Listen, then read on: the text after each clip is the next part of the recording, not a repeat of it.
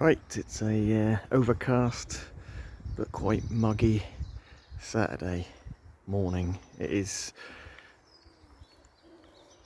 beginning of May. It's been a slow start to the season, but we're gonna have a look at the cordylines today. Cause I noticed that they're sending out some flower spikes, some inflorescence. So we'll have a little look at that and have a talk about the possibility of regrowth if you've had any damage to your cordylines. I mean, luckily the two we're looking at here are quite mature. Don't get me wrong, in the past we have lost heads on them. I don't know if you'll see it, there's a couple of branches with no heads on them, but in general when they get to a certain size they multi-trunk and send out several heads.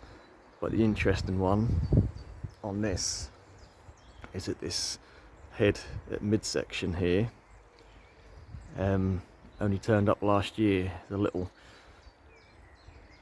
spike coming out the side of the trunk.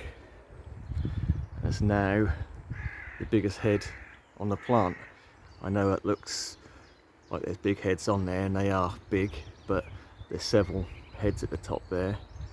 But as one individual head, this is now the biggest on the whole plant. And as we can see, a big flower spike coming out of that one. So what that is telling you is that as long as you've got live trunk, you can get a head on it. So don't give up, and you know, if you did get a rotten head, just cut it down at an angle to the live trunk and be patient, and that will grow back for you. So yeah, it is that time of year.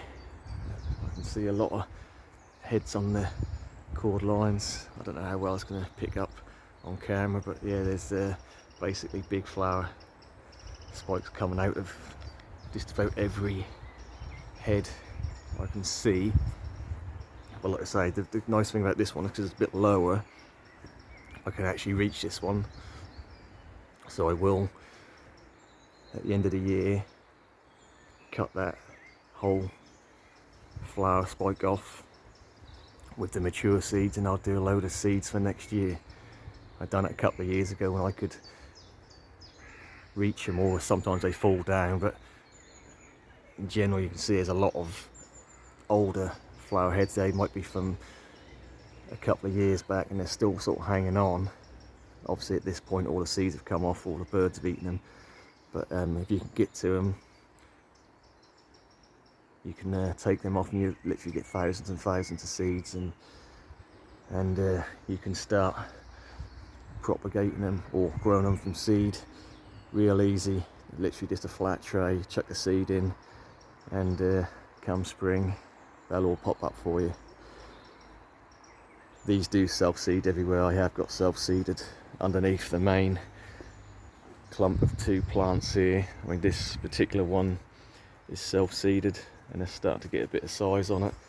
And we have got another one here, sort of volunteer. Again, a lot of them I do pull up. We've got another one, smaller one here as well. Yeah, so I do find them all around the garden. Obviously you get the birds peck at and they flick the seeds about and poop them out, and they go everywhere, so you just find them randomly self-seeding. And we've even got a couple of little ones in the cordyline trunk there, which coincidentally is now starting to unfurl at different rates, but there's a couple of big ones now uncurling. Right, so just a quick one anyway on your cordylines. I know there's been a lot of doom and gloom over this winter, but patience. As long as you've got a live trunk, they will grow back for you. Right, thanks for watching.